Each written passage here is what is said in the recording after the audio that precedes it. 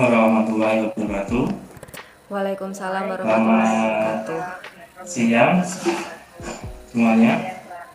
Alhamdulillah kita hari ini bertemu ya dalam podcast kita dalam giat laksar CPNS di PPSDM Regional Jakarta tahun 2021. Kami dari kelompok 50 kelompok kecil. Kami di sini ada 4 anggota. Yang pertama saya sendiri, Pandu Prasetya Irawan, saya dari Pemkab Blitar. Kemudian yang kedua ada Ibu Vicky dari instansi Pemkab Blitar. Ketiga ada Bu Sulaikha Anggraini dari pemerintah Kabupaten Banjarnegara, dan juga yang terakhir Bu Siti Ngafia dari Pemkab Kabupaten Banjarnegara. Dan pada kesempatan hari ini kita akan membahas tentang agenda 2, yaitu ASN yang beraneka. Aneka di sini merupakan singkatan, jadi ada nilai-nilai akuntabilitas, kemudian nasionalisme, etika publik, komitmen mutu, dan yang terakhir adalah anti korupsi. Dan langsung saja kita mulai untuk bahasan yang pertama. Jadi akan menjelaskan tentang nilai akuntabilitas. Yang pertama, nilai akuntabilitas definisinya yaitu kewajiban setiap individu ataupun kelompok atau institusi untuk memenuhi tanggung jawab yang menjadi amanahnya, yaitu menjamin terwujudnya nilai-nilai etik. Jadi sebagai ASN tentunya kita dituntut dan wajib untuk bisa menjadi ASN yang akuntabel, yang bisa menerapkan nilai-nilai etik secara baik dan profesional. Tentunya dalam penjabaran yang lebih spesifik, di sini sebagai ASN kita dituntut untuk mampu mengambil pilihan yang tepat ketika terjadi konflik kepentingan, kemudian tidak terlibat dalam politik praktis, kemudian bisa melayani warga negara, warga masyarakat secara adil dan konsisten dalam menjalankan tugas dan fungsinya. Sebagai contoh dalam kegiatan saya sendiri sebagai seorang guru, tentunya mungkin salah satunya untuk menjaga nilai akuntabel yaitu kita bisa terus mengembangkan kompetensi yang kita miliki sebagai guru, karena dengan mengikuti seminar-seminar yang diadakan oleh Kementerian Pendidikan dan Kebudayaan. Di era ini kan kita sudah di era digital, jadi bisa kita ikuti berbagai seminar tanpa harus datang langsung ke lokasi ataupun bisa lewat gadget ya. Di antaranya yaitu seminar yang terbaru mungkin yang sedang trending topik, ya ini seminar tentang AKM ya, asesmen nutrisi minimal yang sudah dilakukan oleh kementerian yang harus dilaksanakan oleh setiap institusi pendidikan.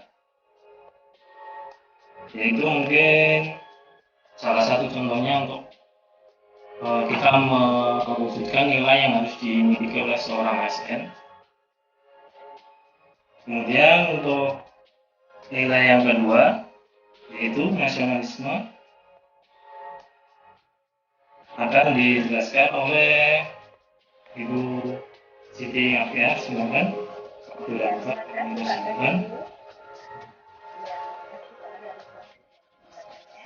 Sekarang saya akan menjelaskan tentang nilai nasionalisme. Nilai nasionalisme yaitu sikap mencintai bangsa dan negara dan bijak dalam menilai hak dan kewajiban serta mengamalkan nilai-nilai Pancasila. Nilai nasionalisme ini dapat kita implementasikan dengan menjaga kerukunan antar umat beragama baik di lingkungan maupun tempat kerja. Tidak memaksakan kepercayaan yang kita anut kepada orang lain dan menjalankan ibadah sesuai kepercayaan masing-masing. Yang kedua, tidak membeda-bedakan rekan kerja berdasarkan ras dan suku. Indonesia merupakan negara yang berbhinneka tunggal ika. Jadi membuat kita harus saling menghargai dan bangga adanya keberagaman. Senantiasa menggunakan dan mencintai produk dalam negeri juga merupakan bentuk sikap nasionalisme. Dengan mencintai produk dalam negeri, kita dapat menyelamatkan perekonomian bangsa. Implementasinya seperti mengkonsumsi produk-produk hasil UMKM, berpariwisata di wilayah negara Indonesia, dan memakai batik untuk kegiatan sehari-hari. Pada masa pandemi, melaksanakan protokol kesehatan juga merupakan implementasi dari nilai nasionalisme, seperti memakai masker, mencuci tangan pakai sabun, dan menjaga jarak.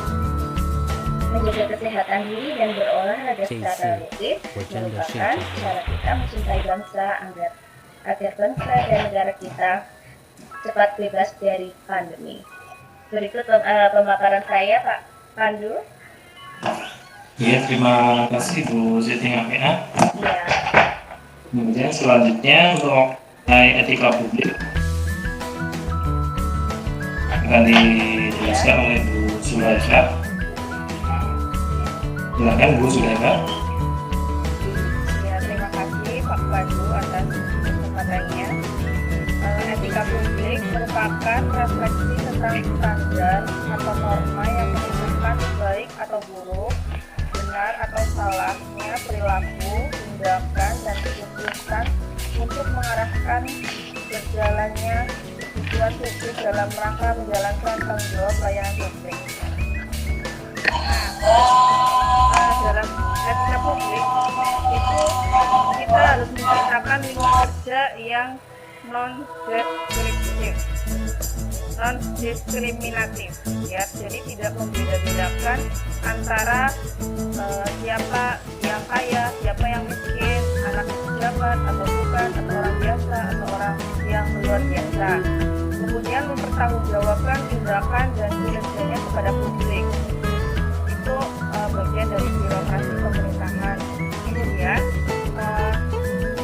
menjaga kepercayaan publik terhadap pemerintah dengan cara pelayanan publik itu dengan jujur, berlaku sopan santun, ramah, murah senyum, dan berperilaku menyenangkan kepada pelanggan. Kemudian juga dapat ditunjukkan dengan sikap yang taat pada peraturan, menjaga rahasia, memberikan contoh yang baik, kemudian juga menjunjung tinggi standar etika yang luhur, peduli, tekun, dan menjalankan tugas secara profesional dan tidak berpihak.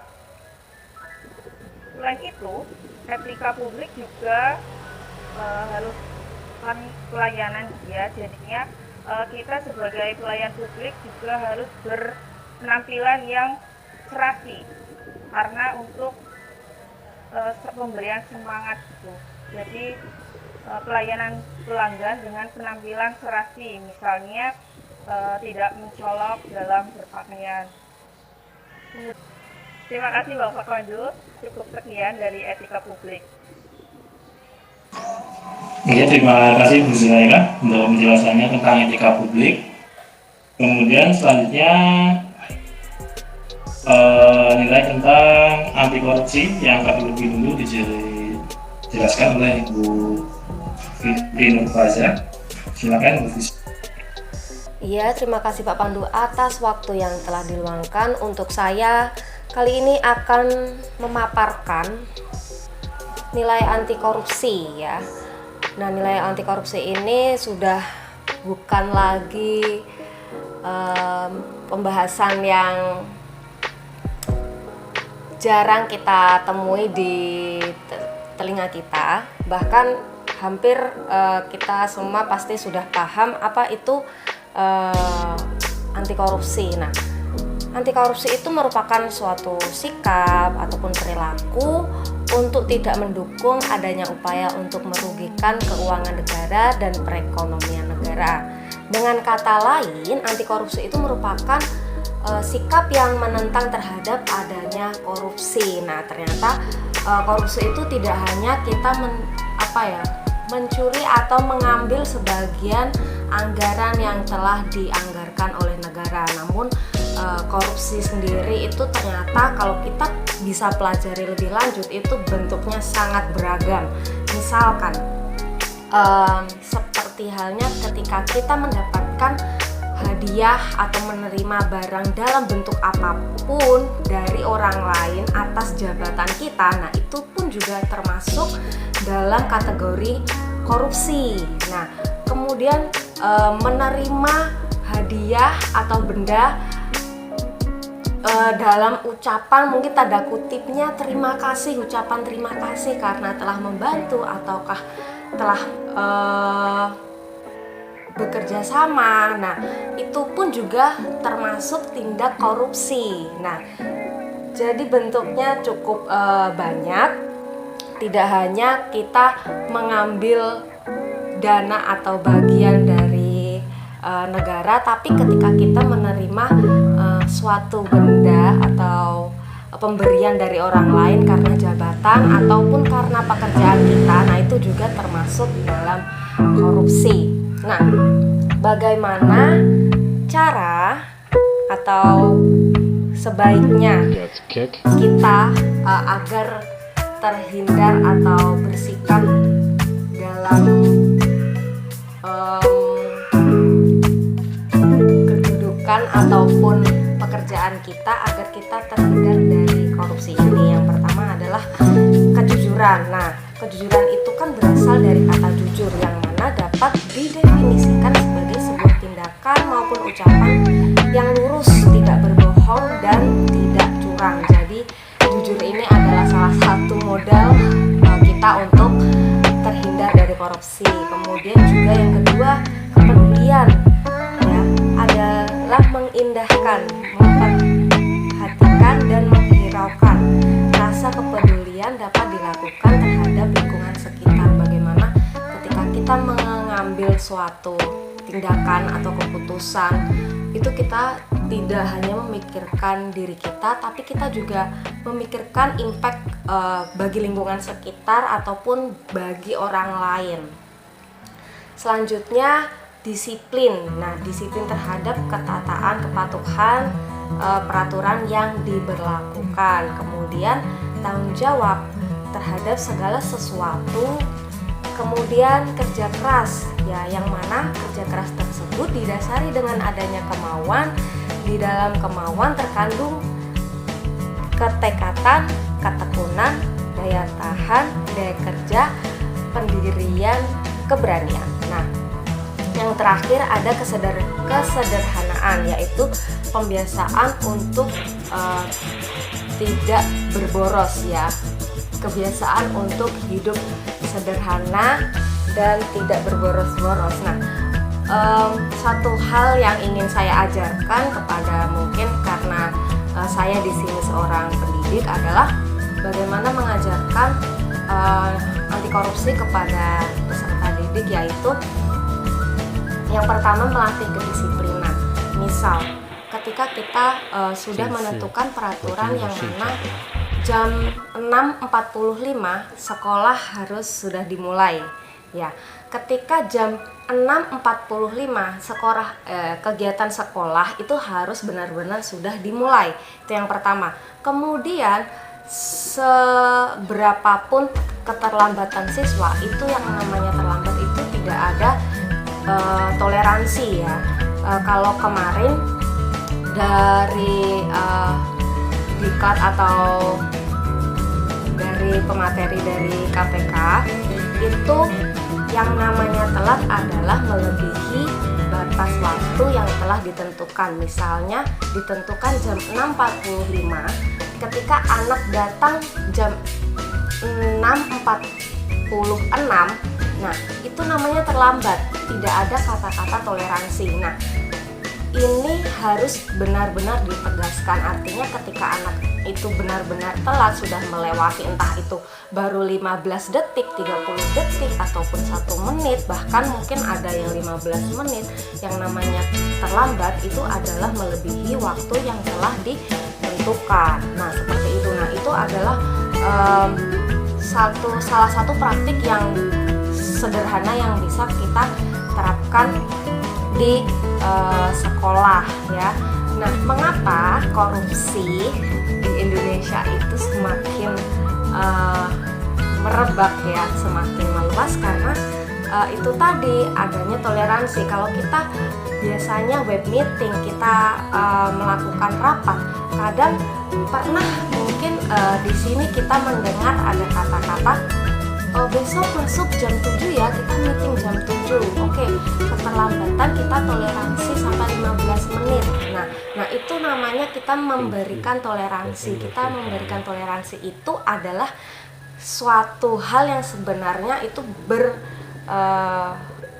berlawanan dengan nilai anti korupsi gitu. Karena kita memberikan kelonggaran, karena kita sendiri tidak tegas terhadap peraturan. Kita masih membuat peraturan, tapi kita membuat kelonggaran juga. Nah, di situ. Jadi disiplin itu adalah salah satu sikap yang harus ditegakkan. Kemudian juga selain itu, kita sebagai ASN juga harus bisa tegas terhadap peraturan yang sudah berlaku, dan kalau salah ya kita harus berani untuk mengatakan itu salah dan bisa meluruskan, artinya bisa memberikan arahan kepada sesuatu hal yang lebih benar. Seperti itu Bapak Pandu.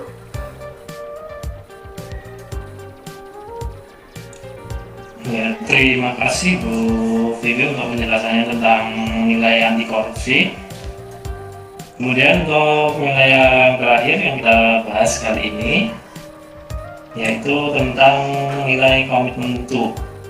Jadi di sini saya ingin menambahkan sendiri nanti untuk komitmen mutu sendiri adalah suatu komitmen yang harus dipegang dan dilaksanakan oleh seorang ASN, tentunya untuk melaksanakan tugasnya.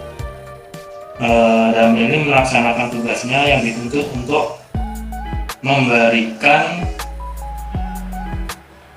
sebuah pelayanan dalam wujud mutu yang sangat baik. Dengan mutu itu sendiri dinilai masyarakat adalah sebagai sesuatu yang mempunyai nilai yang baik itu barang maupun jasa yang bermanfaat untuk warga masyarakat. Jadi seorang ASN dituntut untuk bisa memberikan pelayanan yang terbaik untuk masyarakat. Dan seorang ASN tentunya harus memiliki orientasi pelayanan kepada masyarakat, yang ini tentunya harus ditanamkan dalam jiwa seorang ASN hingga nantinya akan bisa tumbuh semangat pengabdian untuk memberikan layanan publik yang adil dan bermutu, sehingga diharapkan nanti pada kedepannya akan terbangun kepercayaan yang besar masyarakat terhadap pemerintah. Karena di sini ASN sendiri juga tentunya adalah bertindak selaku pelaksana aturan-aturan yang dilakukan, yang dibuat oleh pemerintah. Kemudian seorang ASN juga dituntut untuk bisa menampilkan kreativitas dan inovasi. Dengan demikian, orientasi kerja nanti seorang ASN bisa merubah mindsetnya menuju layanan yang lebih baik. Nah, ini tentunya suatu tuntutan yang besar bagi kita seorang calon ASN untuk lebih membekali diri dengan nilai-nilai aneka ini, tentunya dengan harapan nanti di masa depan akan lahir ASN-ASN yang memiliki karakter yang diharapkan dapat mengubah bangsa dan negara Indonesia ini menjadi bangsa yang lebih maju dan bisa mensejahterakan seluruh masyarakat tanpa terkecuali. Itu mungkin dari saya. Untuk Ibu Zulaika, Bu Siti, Bu Vivi, mungkin ada pendapat lain?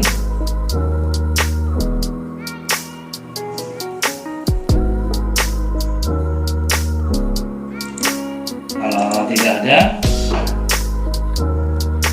baiklah, mari kita akhiri